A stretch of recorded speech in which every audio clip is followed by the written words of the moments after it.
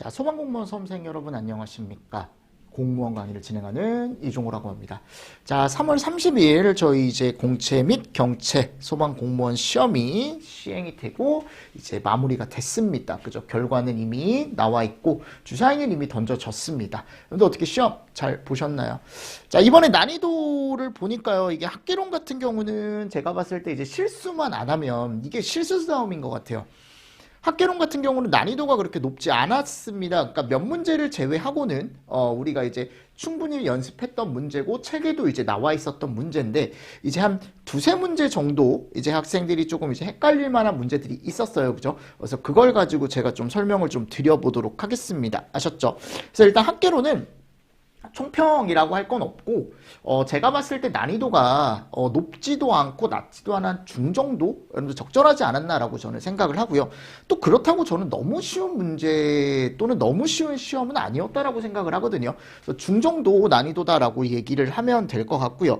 그럼 이거에 대한 이제 문제들을 저희가 이제 25문제가 나와 있는데요. 같이 한번 보도록 하겠습니다. 아셨죠?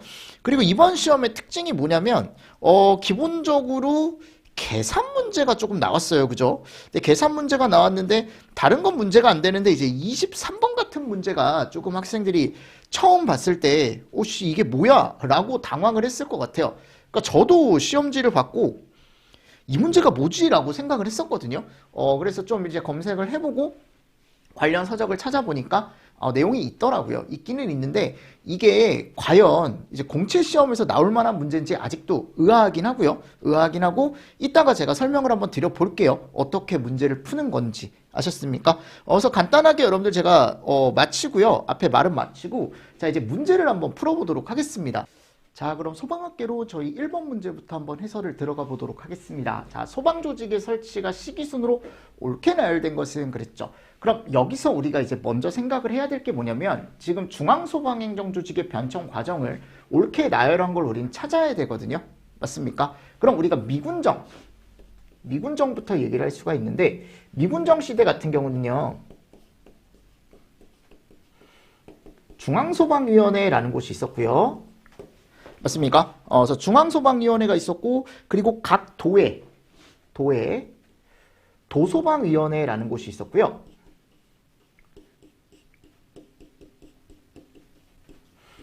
맞습니까? 그리고 그 더 밑에 시읍면에 소방부라는 곳이 있었습니다. 이건 시읍면. 그러니까 대표적인 미군정 시대에 생겨난 소방행정기구다라고 생각을 하시면 좋을 것 같습니다. 무슨 말씀인지 아시겠죠? 그래서 얘네들이 지금 멘트로 다 등장했기 때문에 이것도 제대로 보지 않으면 조금 힘들었지 않을까 문제를 풀 때. 그리고 그 다음이 이제 국가잖아요. 국가소방. 그쵸? 국가로 바로 갔죠. 국가로 갔을 때 이때 여러분들 중앙소방행정기구가 이름이 내무부의 소방과. 그쵸? 소방과. 그리고 나서 이원적으로 가죠. 그죠? 이원적으로 가는데 이원적으로 갔을 때 그때 이제 내무부의 소방국. 내무부 소방국.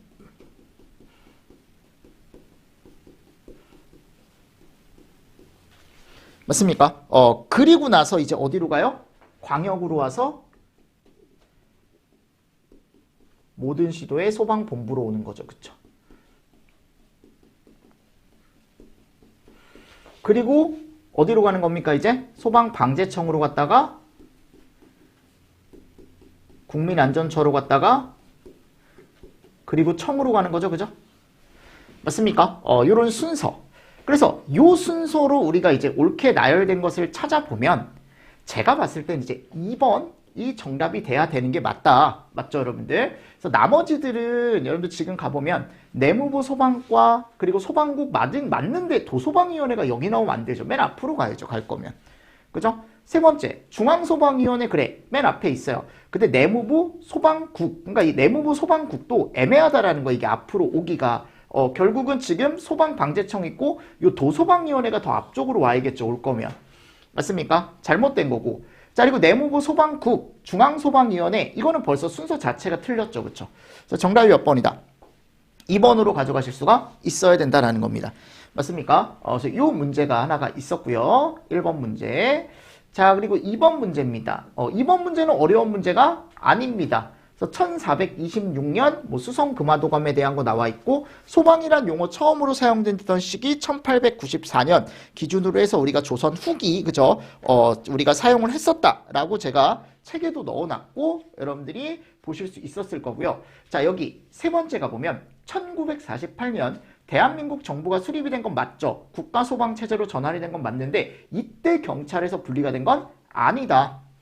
맞습니까? 그 이후에 이제 이원적이라던가 또는 이제 우리가 광역으로 넘어갔을 때 그때 완벽하게 이제 분리가 됐다라고 예전에도 말씀을 드렸죠. 그리고 국민안전처 해체하고 소방청을 개설했다라는 내용이 들어가 있습니다. 그러니까 이런 내용들. 그죠? 그러니까 저는 1번 문제는 뭐 그나마 조금 이제 여러분들이 헷갈릴 수 있었을 것 같은데 2번 문제는 틀리면 안 되는 문제죠, 요거는. 그래서 정답 몇 번 요거는 3번으로 바로 가져가실 수가 있어야 된다라는 겁니다, 제 말은. 자, 그리고 세 번째. 보세요. 제가 주간기간 문제는 요번에 꼭 나올 거다라고 했는데 나왔죠, 그죠? 그래서 마지막 제가 멘트를 했을 때 우리가 총 정리를 했을 때 제가 요 중앙소방행정기구, 요 중앙소방행정기구 변천 과정이라던가 이런 것들은 틀림없이 말씀을 드렸습니다. 그러니까 1번에 가보면 저수지 사고가 들어가 있는데 요게 국토교통부가 아닙니다, 그죠? 요게 어디예요? 농축부, 그래서 농림축산수산부.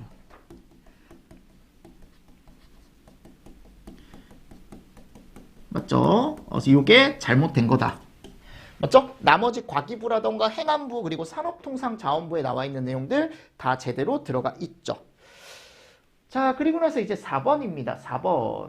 다음은 재해 발생 과정에 관한 이론이다. 각 이론에서 재해 발생을 방지하기 위해 제거해야 하는 단계가 옳게 나열된 것은 그랬거든요. 그러니까 보세요, 여러분들. 이 문제가 하인리 이론하고 지금 버드 이론이 지금 들어가 있죠. 하인리 이론에 가보면 뭐가 있습니까? 여기 도미노 이론이 있고요. 버드도 이제 우리가 뭐 하인리의 도미노 이론을 수정을 해서 버드라는 사람이 다시 한번 얘를 이제 만들었다라고 제가 예전에도 말씀을 드렸죠. 그러니까 요번에 이제 버드가 시험 문제가 나왔단 말이에요. 어디서요? 간부기출에서. 그래서 제가 버드가 나올 거다라고 했는데 하인리와 버드가 같이 나왔어요. 그죠? 일단 반만 맞았네요. 그죠? 자, 근데 여기 갔을 때 이제 제거해야 하는 단계가 옳게 나열된 거. 그러니까 무슨 말이냐면 어떻게 보면 정말 재난 발생에 있어서 직접적인 원인이 되는 가장 큰 원인을 찾아라라고 했는데 버드는 일단 기본 원인이 제거가 돼야만 어떻게 보면은 재해가 방지가 될 수 있다라고 책에도 명시되어 있고 여러분들도 배우셨을 거예요. 그쵸? 그리고 요 하인리 있죠? 하인리도 책에 가보시면 뭐라고 돼 있냐면 불안전한 행동 및 상태. 그러니까 결국 보십시오. 사회적 환경 유전적 요소 개인적 결함 넘어와서 얘가 없어야만 결국 우리가 나는 거 얘가 중요한 거죠. 사고가 발생하지 않기 위해선 얘가 중요한 겁니다. 개인적인 결함 당연히 여기까지도 중요하죠. 근데 이제 불안정한 행동 및 상태에 의해서 직접적으로 뭐가 나타날 수 있다? 사고가 나타날 수 있다라고 제가 책에도 표현을 해놨어요. 책에 가보시면 하인리라던가 또는 버드 이론을 보십시오. 제가 이제 작년 책이죠. 어떻게 보면 이 책이 작년 책인데 거기 가보면 이제 법 앞에다가 제가 하인리라던가 또는 버드에 대한 이론을 정리를 해놨거든요. 그래서 정리를 해놨을 때 거기다가 제가 하인리 쪽에 뭐라고 해놨냐면 불안전한 행동 및 불안전한 상태에 가보시면 직접적으로 사고를 일으키는 가장 큰 원인이다 라고 제가 틀림없이 표현을 해놨습니다. 맞죠, 여러분들? 그래서 우리가 봤을 때 얘가 제거가 돼야 된다, 얘가.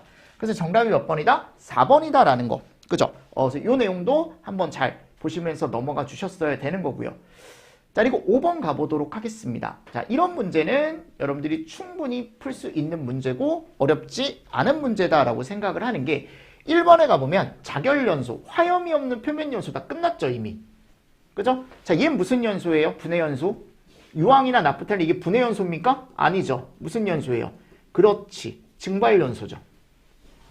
세 번째, 증발 연소. 액체에서만 발생하는 연소 형태로 액면에서 비등하는 기체. 아니죠. 증발 연소는 어디하고 어디에서? 고체나 액체에서.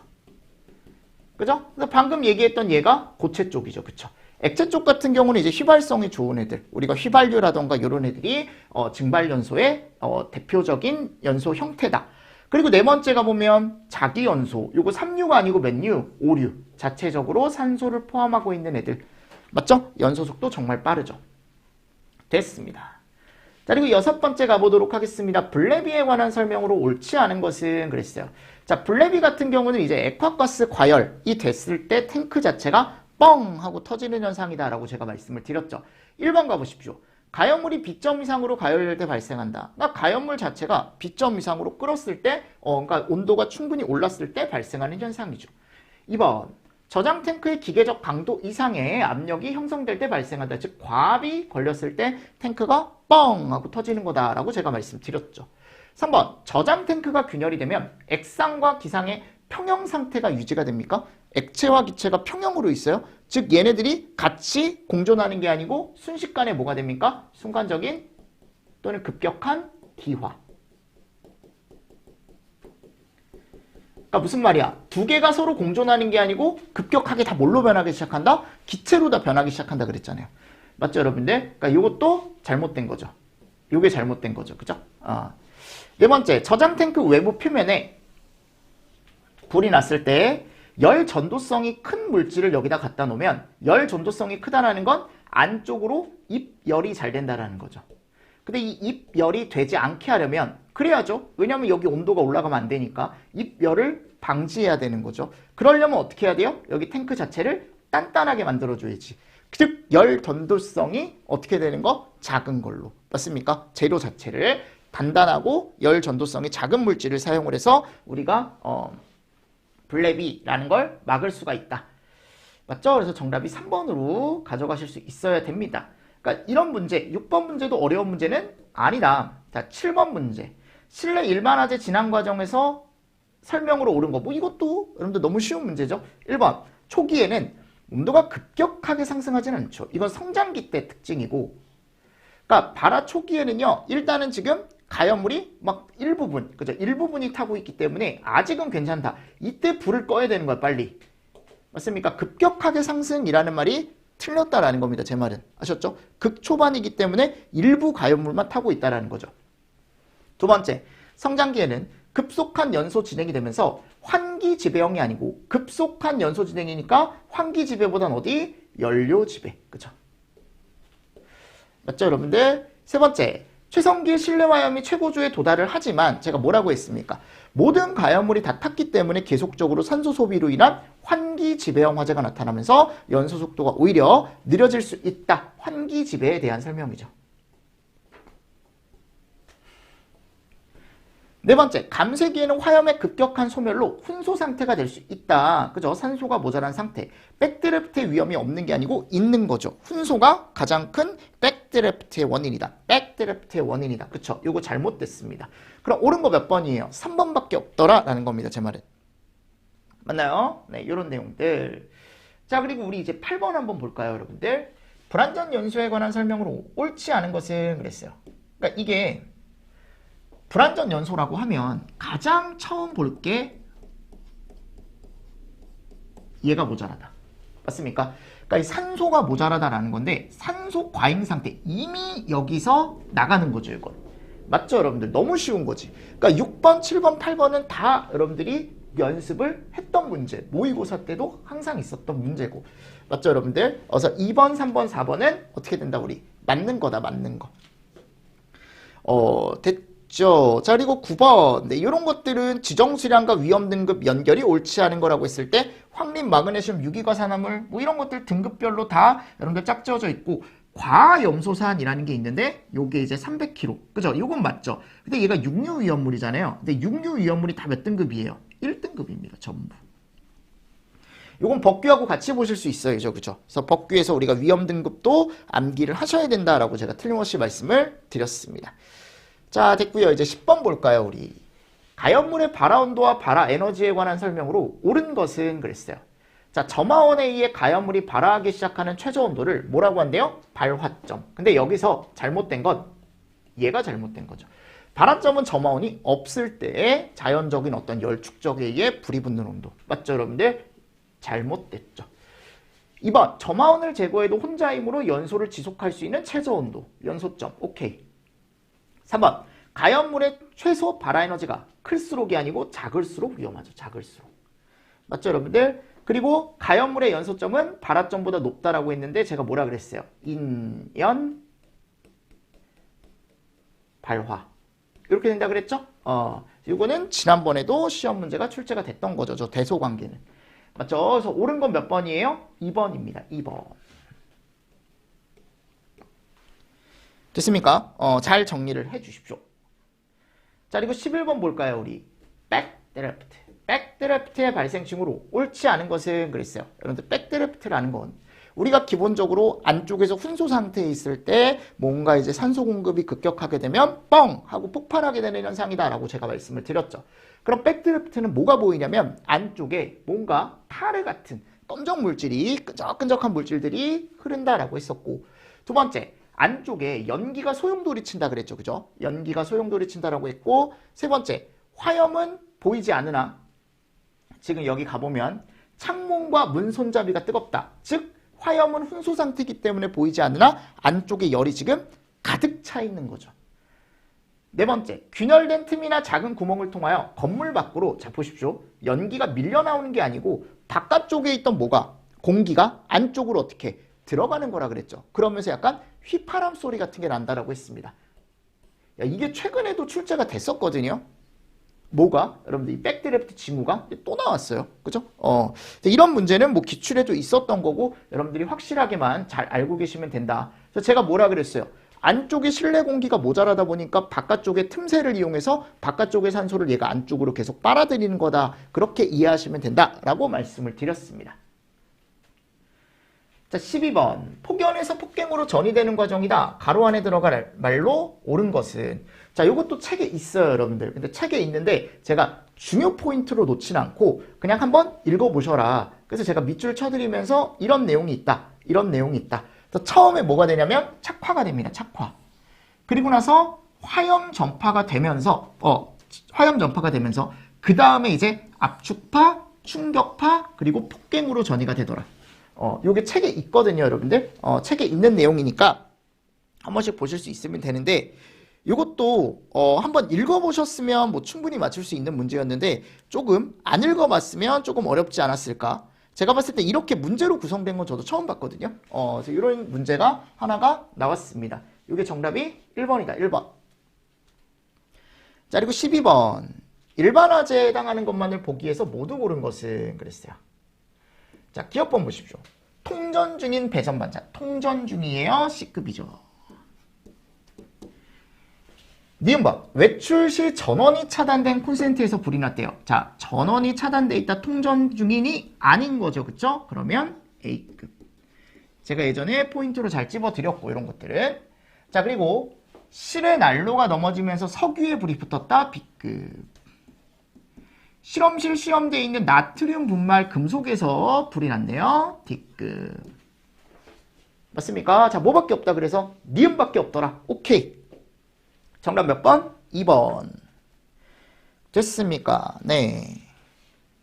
자, 그리고 나서요. 이제 14번. 야, 이 오버가 오랜만에 나왔습니다. 근데 5번은 너무 쉬운 문제였어요.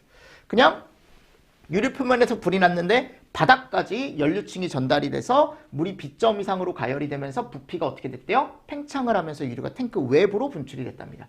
이에 해당하는 현상으로 옳은 것은 그랬어요. 자, 이게 뭡니까? 보이로버죠. 무슨 말씀인지 아시겠습니까? 이거 보이로버죠, 보이로버. 보이로버. 어렵지 않다. 슬로보버는 물을 뿌렸다, 포를 뿌렸다라는 말이 꼭 있어야 되고, 프로스오버는 위험물이 넘친 거고, 오일오버는 탱크, 사류 위험물 2분의 1 이하 있을 때 탱크가 터지는 현상이다. 그죠? 15번. 자, 구액실 화재에 대한 설명으로 옳은 것은 플래시오버는 최성기와 감쇄기 사이. 맞습니까? 아니죠. 그죠? 플래시오버는 어디에서 어디 사이?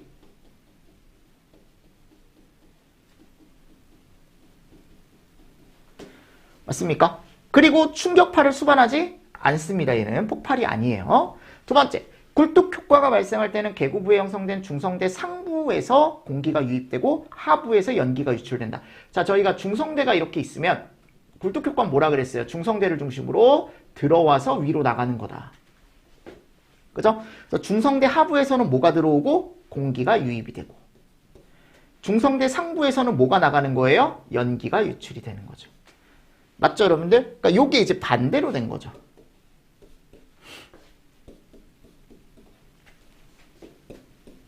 세 번째, 연료지배형화제는 환기지배형화제보다 산소 공급이 원활하고 연소 속도가 빠르다. 환기지배형이 어때요, 여러분들? 훨씬 더 뭐가 안 들어오는 거예요?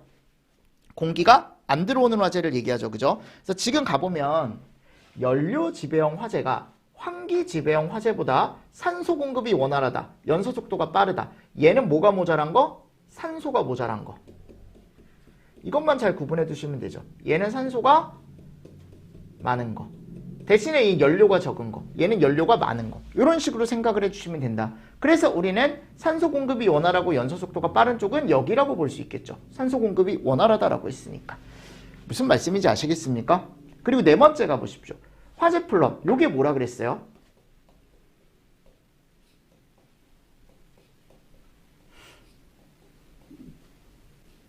얘라 그랬죠. 그쵸? 기억하시나요? 화염기둥, 불기둥. 실내 공기의 압력차로 가연성 가스가 천장을 따라 화재가 발생하지 않는 복도 쪽으로 굴러다니는 것처럼 뿜어져 나간다. 뿜어져 나간다. 즉 얘는요, 여러분들, 우리가 천장 Z 라고 볼 수도 있고, 여기서 이제 복도 쪽으로 굴러나가는 것처럼 뿜어져 나온다 그랬잖아요. 즉 여기에 뭐가 되면 이제 착화가 되면 제가 뭐라 그랬어요? 불이 붙으면 얘가 로로버라 그랬죠. 그래서 두 가지 개념이 어떻게 보면 이게 이제 발생하는 과정을 지금 설명한 것 같은데, 어차피 지금 화재 플럼이라는 것 자체가 얘를 설명한 게 아니다라는 거죠. 그쵸? 그래서 옳은 건 몇 번이다? 3번이다. 됐습니까? 네, 이 정도 정리를 좀 해주시면서 넘어가 주시면 되겠죠. 어려운 문제는 아닙니다. 16번. 자, 위험도 문제, 계산 문제. 자, 근데 뭐 너무 쉬운 게 여기 지금 하한계, 상한계 줬잖아요. 나눠주면 되겠죠. 그쵸? B는요, 75 빼기 4에 4. 44 빼기 1에 1. 맞습니까? 그럼 여기 몇이에요? 10. 여기 몇입니까? 71에 4니까요. 4, 1은 4. 그죠? 31. 4, 7에 28. 한 17 정도 나오겠네요. 그죠? 여기는 43 그대로 나오고. 맞습니까? 그럼 낮은 것부터 높은 걸로 나열하라 그랬죠? 그럼 어떻게 되는 거예요? A, B, C, A, B, C. 정답 몇 번? 1번. 됐죠? 네. 자, 17번. 야, 이것도 워낙 연습을 많이 했던 겁니다. 용어의 정리라고 해가지고. 일정 상승률 이상이 됐을 때 넓은 범위. 자, 상승률이면 무조건 차동식이죠. 넓은 범위입니다. 분포형이네요. 그죠?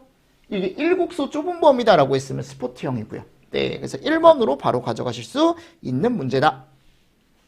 다음 18번 볼까요? 우리 18번입니다. 자, 경보설비에 대한 설명으로 옳지 않은 거 1번. 시각경보기는 청각장애인에게 전멸 형태로 시각경보. 2번. 아령수신기는 감지기 또는 발신기에서 1대1 접점 방식이 아니죠. 1대1 접점 방식은 우리 뭐예요? P형이죠, P형. 얘는 다중전송 방식이죠. 그쵸? 맞죠? 그래서 통신석을 이용해서 중계기를 이용해서 신호를 수신하는 수신기다. 3번. 방송. 4번. 연기, 이온화식, 광전식 제대로 들어가 있죠. 그쵸? 자, 그리고 19번 볼까요? 위험물의 소화 방법에 대한 내용으로 옳은 것만을 보기 위해서 있는 대로 고른 것은 그랬어요. 잘 보십시오. 우리 황민, 얘 물속에 저장하죠. 물을 이용한 냉각수화 완벽하게 가능하고, 유황 가능하다라고 했습니다. 물을 이용한 냉각수화. 경유, 휘발유, 포소화약제 오케이. 탄화알루미늄, 알킬알루미늄, 건조사, 팽창질석 오케이. 됐나요? 그러니까 이렇게 쉽게 나온 거야. 올해는 요 소화 방법이. 우리가 기본적으로 공부하고 갔던 것들이잖아요. 그죠? 그래서 기억, 니은, 디귿, 리을이다. 중간에 있는 거 어려운 문제가 없습니다. 지금 계속. 20번도 마찬가지예요. 자, 보십시오. 특징으로 옳은 거. 자, 확실하게 맞는 것만 고르면 되는 거잖아. 무색무취, 비전도성이죠. 그리고 독성이 있지만 독성이 크진 않다 그랬죠. 그죠? 5000ppm으로. 그러니까 확실하게 틀린 건 이게 잘못된 거고. 두 번째, 질식과 줄 톰슨 효과, 기화혈흡수, 냉각 효과 있죠. 끝난 거예요, 여러분들. 2번. 삼류오류 안 됩니다. 자기 반응성. 그죠? 자연 발화성 및 금수성에 뿌리면 안 돼요. 자체 증기압이 낮습니까? 아니요. 높다 그랬잖아요. 불필요하죠. 그쵸? 잘못됐죠. 됐습니까? 정답이 2번입니다. 자, 저 이제 21번 보겠습니다. 할론 소화약제죠. 옳은 거 찾으래요. 자, 책에 가보시면 이게 정확하게 들어가 있거든요. 정의로. 근데 여기 뒤에 가보십시오. 이게 메탄, 에탄, 메테인, 에테인 얘와 소화약제 할론 13, 할론 우리가 1301이나 2402, 1211 얘네가 같을 수가 있나요? 물리 화학적 성질이? 같을 수가 없죠. 얘 자체는 탄화수소계 가연물. 얘는 뭐예요? 소화약제잖아요. 두 개가 어떻게 같습니까? 그죠? 맞나요? 2번. 할론 1301과 111은 상운상합에서 기체입니다. 근데 여기 뒤에 갔을 때 끌 수 있어요. 얘네는. 비싱 가능합니다. 근데 뒤에 나오는 이런 3류, 5류에 적응성이 없습니다. 가스계는. 그러니까 금속에 적응성이 없다라고 생각하시면 돼요. 불을 못 끈다. 세 번째. 할론 2402는 상온, 이게 특이하게 제가 액체라고 틀림없이 말씀을 드렸는데 제가 뭐라고 했냐면 예전에 수업 시간에 1301만 현장에서 쓴다 그랬죠. 그 이유가 독성이 낮기 때문에. 다른 애들은 독성이 강합니다. 자체적인 독성이 없지만이 아니라는 거지, 내 말은. 무슨 말씀인지 아시겠습니까? 오케이. 그럼 정답은 몇 번? 4번. 그래서 할론 소화약제 자체가 기본적으로 자체 증기압이 좀 낮다. 그죠? 그래서 저장 용기에 저장할 때 원활한 방출을 위해 가압가스가 같이 있어야 된다. 대표적인 게 할론 1211. 아셨죠? 그래서 이런 것들, 그래서 이게 이제 정답이 4번입니다. 4번. 조금 헷갈릴 수 있었을 수도 있을 것 같은데, 그래도 문제를 풀 때 크게 여러분들 문제가 되는 문제는 아니었지 않을까라고 저는 생각을 하고. 22번. 이 문제는 워낙 연습을 많이 했죠. 요즘 포소화약제 문제가 워낙 많이 나오니까. 그죠? 불화담백포 소화약제는 불 속에 계면활성제를 첨가하여 담백포 소화약제 단점을 보완했다. 알코올포용 소화약제는 수용성 유류에 사용할 수 있다. 3번. 담백포 소화약제는 단백질을 가수 분해한 것을 주원료로 하며 내유성이 뛰어나다. 정말 잘못된 거죠. 그쵸? 그래서 우리가 담백포 소화약제 같은 경우는 어떻다 그랬어요? 얘만 좋다 그랬죠? 좋은 게 얘밖에 없어요. 내열만 좋습니다. 나머지 다 떨어집니다. 내유, 유동. 맞습니까? 이거 다 떨어진다 그랬죠? 4번 맞는 얘기고요. 됐나요? 네, 이런 문제. 자, 그리고 이제 학생들이 이제 많이 물어봤던 게 요 23번인데 이런 것들은 제 생각입니다. 제 개인적인 생각입니다. 원래는 나왔을 때 맞추기가 어려운 문제고, 그리고 이 문제를 낸 것 자체가 저는 좀 이제 학생들이 어떻게 보면 맞출 수 있게 낸 게 아니고 그냥 틀려라라고 대놓게 낸 것 같아요. 이게 정말 어려운 문제거든요. 그러니까 왜냐하면 이 복사 연료속에 대한 제가 이론을 찾아보니까 이게 원래 솔직히 말씀드릴게요. 자격증 시험 문제 같은 데 가보면 복사 연료속 구하는 문제가 있어요. 근데 거기에는 온도가 주어져 있거든요. 온도. 근데 지금 온도가 없죠. 그죠? 그래서 제가 어제 저녁에 이제 좀 찾아봤어요. 요거를, 내용을. 복사 연료속에 대한 내용이 혹시 온도 없이도 구할 수 있는 공식이 있는지. 근데 가보니까 약간 그 열쪽에서 얘기하는 학문 쪽에 가보니까 이 공식이 하나가 있더라고요. 그래서 요거는 여러분들 참고로 보시면 되는데, 우리가 복사 연료속을 보통 Q라고 표현을 하는데요. 공식만 적어 드릴게요. 위쪽에 이제 XR이라는 걸 놓고 얘가 방사율이래요. 복사 방사율. 그러니까 어떻게 보면 분출률이라고 생각하시면 됩니다. 이 분출률. 그리고 여기다가 Q를 곱합니다. Q. 얘가 이제 뭐냐면 방출률이겠죠. 방출. 열 방출률. 그러니까 여기 지금 나와 있는 이 분율이라는 게 뭐냐면 요걸 준 것 같아요. 그죠? 요걸 준 게 맞는 거죠. 열 에너지가 실제로 분출되는 비율은 50%만 나온다라고 했으니까 우리가 120이라는 킬로와트에다가 이따가 0.5를 꼭 곱해 주셔야 되는 거고, 50%만 얘기를 하면 되는 거니까 약간 효율처럼 생각해 주시면 되거든요. 이게 효율이 50%이기 때문에 50%는 그냥 날아가고 50%만 나한테 직접적으로 온다라고 생각하시면 되고요. 그리고 아래 들어가는 게 4파이 아래 제곱이라는 공식이 들어가는데, 이게 아마 기술사 서적이나 이런 데도 있을 거예요. 근데 여기 가보면 이제 R이 뭐냐면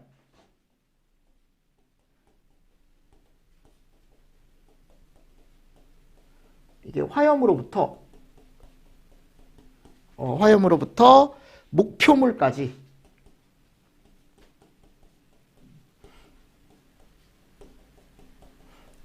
반경거리, 반지름거리. 그러니까 지금 문제에서 준 게 뭐를 준 거냐면 여기 갔을 때 화원의 중심으로부터, 그죠? 화원의 중심으로부터 여기 목표물까지 떨어진 거리가 몇 메타래요? 1m. 얘를 반경이라고 얘기하는 거거든요. 요거 원 그렸을 때. 얘를 원을 이렇게 그렸을 때 요게 원의 반지름이잖아요. 그러니까 이 1을 여기다 넣을 수 있어야 돼요.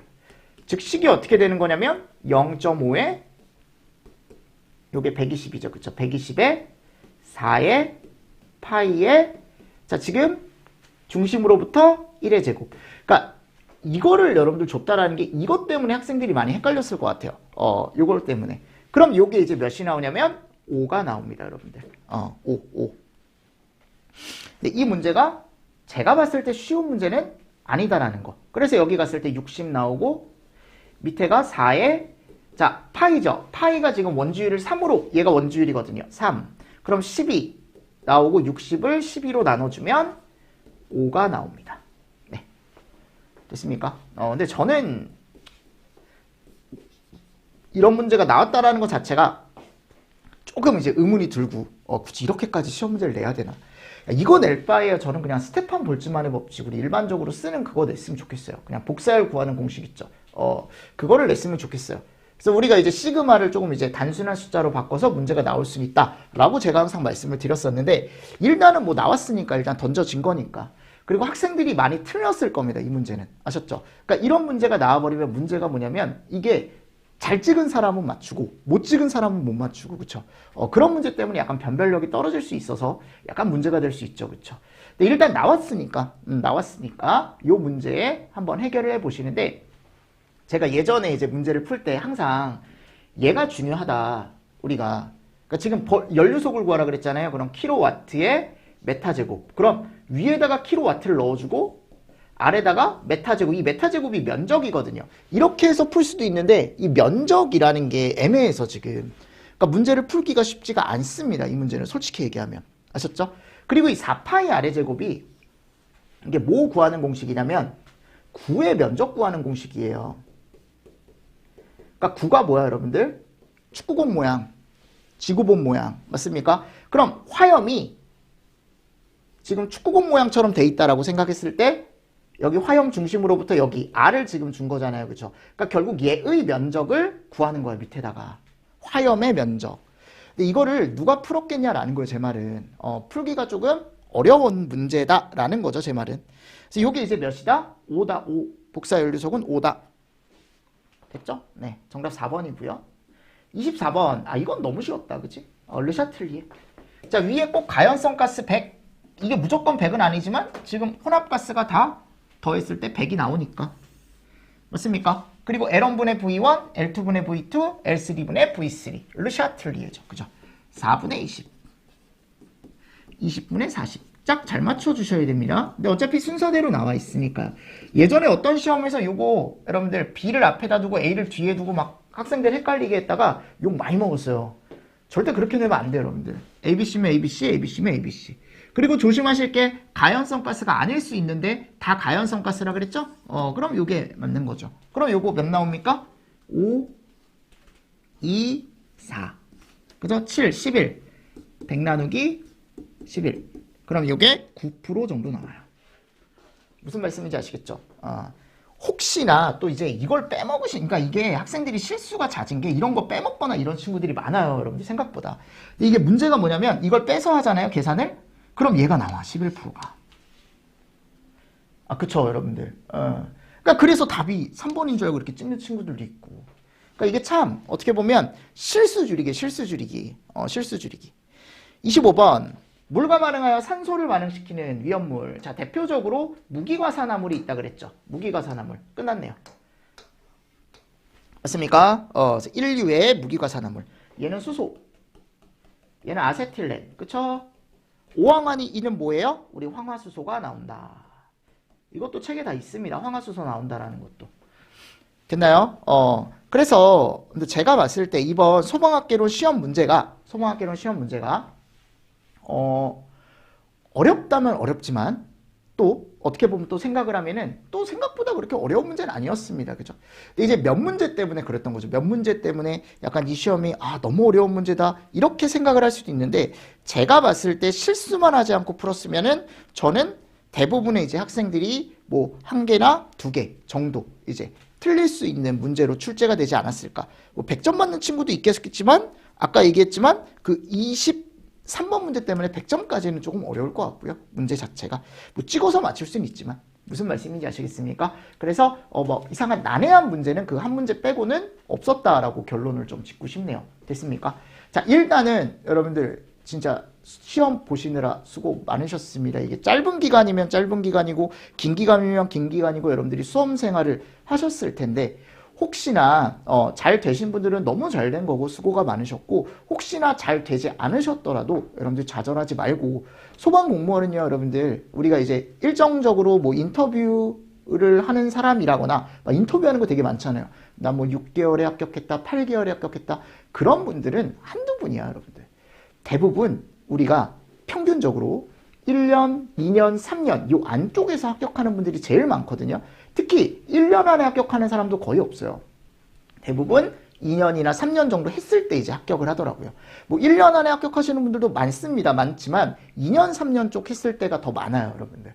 아셨습니까? 그래서 제가 말씀드리고 싶은 건 뭐냐면, 한번 시작했으면 끝까지 여러분들이 포기하지 마시고 좀 도전을 해주시는 것도 괜찮지 않을까라고 생각을 합니다. 아셨죠? 소방은 우리나라 쪽에서 또는 이제 세계에서도 가장 유망한 직종이고, 또 우리 자체가 이제 자부심을 가질 수 있는 그런 공무원이잖아요. 그죠? 그래서 여러분들 꼭 준비 잘 하셔서 마지막까지 끝까지 달리셔서 소방공무원 합격까지 가주셨으면 좋겠습니다. 아셨죠? 자, 여러분들 이렇게 해서 소방학개론 총평은 마치고요. 조금 쉬었다가 소방관계법규 총평을 시작해 보도록 하겠습니다. 자, 이번 시간도 여러분들 수고 많으셨습니다. 수고하셨습니다.